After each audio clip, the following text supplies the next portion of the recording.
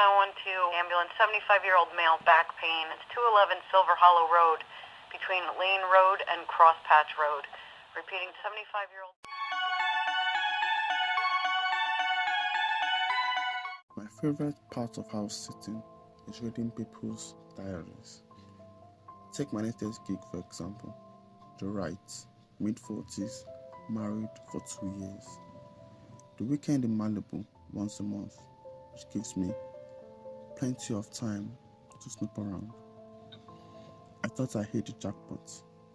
The last 5 entries in Miss Wright's diary read like a Mexican telenovela. She married her husband for money. No surprises there. The house was freaking gigantic, and it wasn't long before their relationship soured. Unfortunately, Mrs. Wright's lawyer had drawn up a snazzy prenup, so she was stuck. For the next few months, she documented the decay of their marriage. In the brief moments I spent with them, I noticed snarky comments and scornful glances. They secretly hated each other. Mrs. Wright's entries became more and more aggressive until finally one ended with, "Sometimes I just want to kill my husband." Spicy, I thought, munching popcorn while spreading out across that king-sized bed.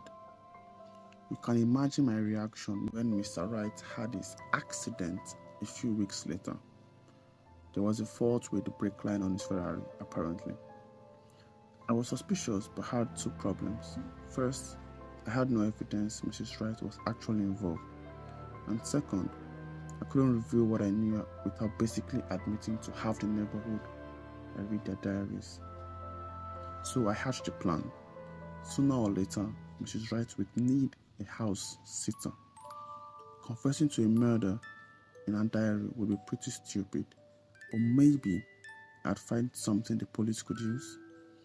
And I'd say, I only read it because I was already suspicious. 6 weeks later, I got the call. "Of course, Miss Wright, I'd be happy to house sit." I waved her off, then dashed into the bedroom. She'd switched hiding places, but eventually, I found the diary at the back of her walk-in closet. Surprisingly, there had only been 1 entry since my previous visit. It read, "I killed my husband." From out in the bedroom, I heard a creak. I shouted, "Hello?" And when nobody answered, I continued reading. It said, "I've gotten away with it. The police don't suspect a thing. There's just been 1 loose thread. House sitter." 2 weeks after the accident, I found my diary face down when I only left it face up. If she went to the authorities, it could ruin everything. My stomach twitched like a towel getting rolled out. But I've got a plan. I'll hide my diary in the walk-in closet and pretend to leave. Then, when she goes looking for it, I'll close the door and fly to Malibu. The door jams, can't be opened from the inside.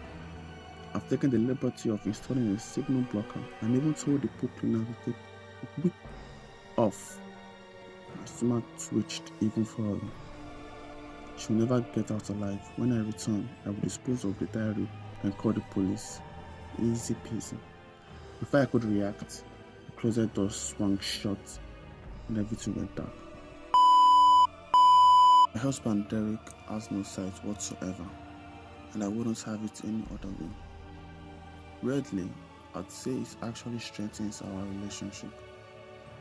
There's things about us that are just way too adorable and cute. Like sometimes, I'll sneak into a room and gently touch his hand or massage his shoulders, and he will immediately brighten up.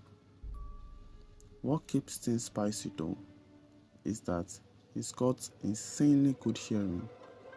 The slightest floorboard creaks perks his ear up.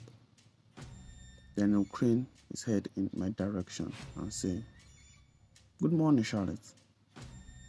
I always get the better of him though. I will soundlessly sneak up on him and slide my hands around his waist from behind, a little surprising attack hug. He always sulks whenever I catch him off guard like that. It's adorable. He's got a wicked sense of humor too. Just last week, while reading the paper. I said, "Did you see another kid is gone missing?" "That's the third one this year." "I didn't see anything," he replied.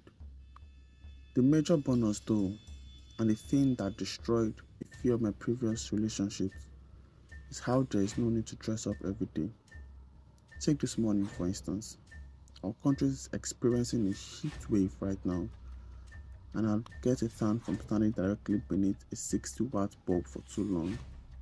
So you can imagine what it's been like. When I rolled out of bed and pulled the curtains apart, I figured, to hell with it. Let's go on natural.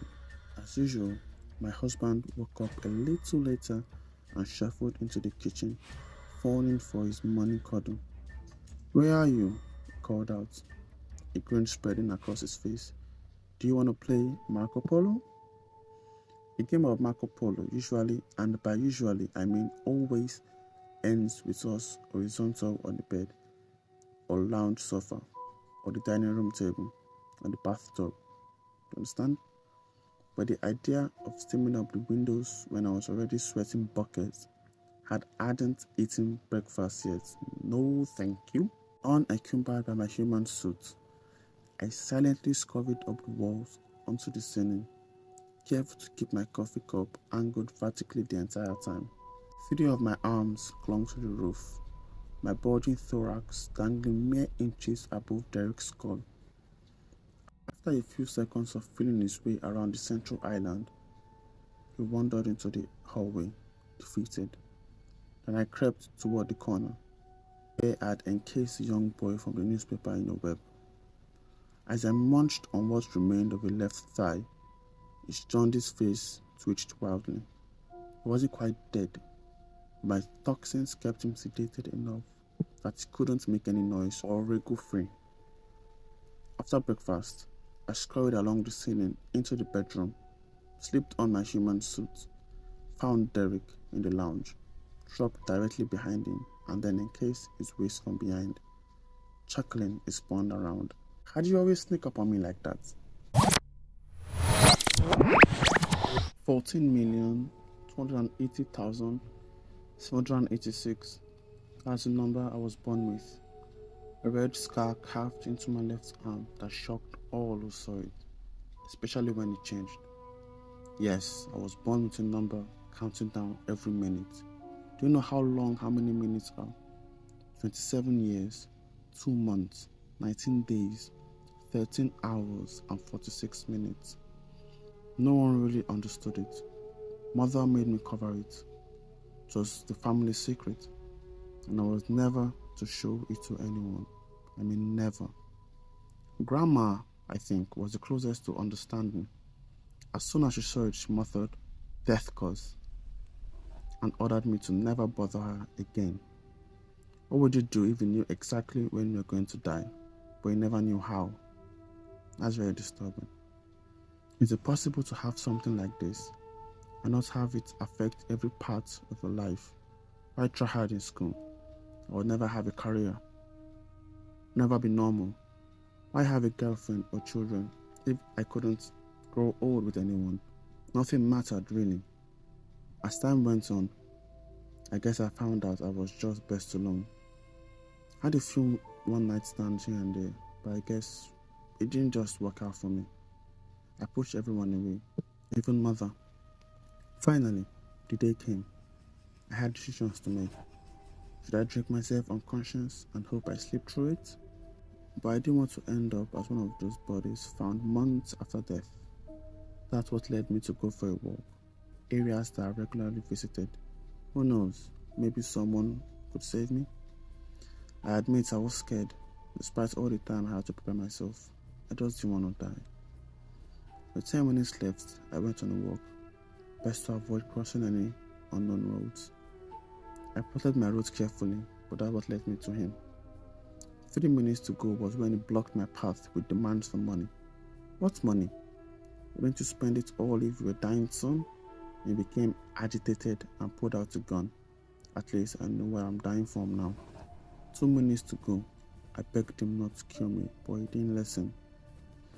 He's trying to scare me, but his finger is resting on the trigger. It will just take one knock, 1 minute ago, I thought about how unfair this all was. I want to live so badly, but that's when I jumped in and fought for the gun. Stupid, I know, but I had to try, and that's when the gun fired. The blood soaked my left arm, and the man slumped over, taking his last breath. I didn't mean to kill him. I stared in horror at the corpse in the pool of blood in front of me. It took me far too long to realize how much time has passed. I wiped away the blood to check. The number had changed. 170,012. That's 3 months, 26 seconds, 2 hours, and 12 minutes.